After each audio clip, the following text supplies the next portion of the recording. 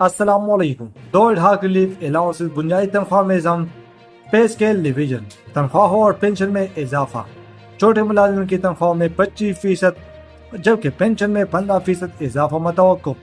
Grade 17 سے 22 تک کے ملازمین کی تنخواہوں میں 20% اضافے کی تجویز. ملازمین اور پینشنرز کے لیے بجٹ سے متعلق دو اہم ترین اپڈیٹس.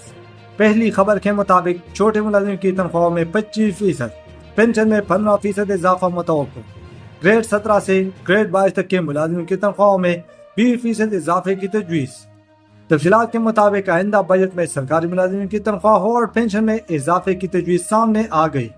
بجٹ میں گریڈ 1 سے 16 تک کے سرکاری ملازمین کی تنخواہوں میں 25% اور گریڈ 17 سے 22 تک کے ملازمین کی تنخواہوں میں 20% اضافہ تجویز کیا گیا ہے، جبکہ ریٹائر سرکاری ملازمین کی پینشن میں 15% اضافے کی تجویز ہے.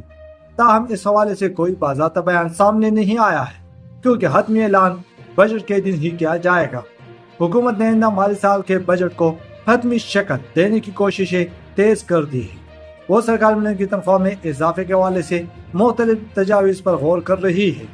آنے والے بجٹ میں انکم ٹیکس کی شرح میں 2.5% کمی کے باعث سرکاری ملازمین کے لیے ریلیف کا امکان ہے کیونکہ تنخواہ دار طبقے کو بڑے پیمانے پر ٹیکسوں کا سامنا ہے. دوسری خبر کے مطابق نئے بجٹ میں سرکاری ملازمین کے اسکیلز کا اس سر نو تعین کرنے کا فیصلہ. دو اڈھاک ریلیف الاؤنس بنیادی تنخواہ میں ضم، ملازمین کے تنخواہ میں تضاد ختم کرنے کی تجویز زیر غور.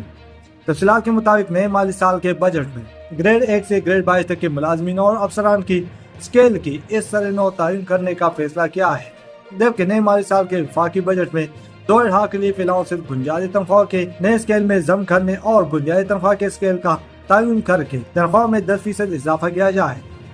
نئے مالی سال کے وفاقی بجٹ میں سرکاری ملازمین کو ریلیف کے حوالے سے مختلف تجاویز پر غور شروع کر دیا ہے. حکومت نے 2022 میں سرکاری ملازمین کی بنیادی تنخواہ کے نئے اسکیل کی تشکیل کی تھی اور قواعد کے مطابق بنیادی تنخواہ کے اسکیلز ہر 3 سال بعد کا تعین کیا جانا چاہیے. بتایا گیا ہے کہ تنخواہ کے اسکیلز کے اس سر نو تعین کے بعد 10% تک اڈھاک ریلیف الاؤنس 2025 دینے کی تجاویز ہے، جبکہ ملازمین کی تنخواہ میں تضاد ختم کرنے کے لیے ڈسپیرٹی ریڈکشن الاؤنس کی تجاویز بھی زیر غور ہے.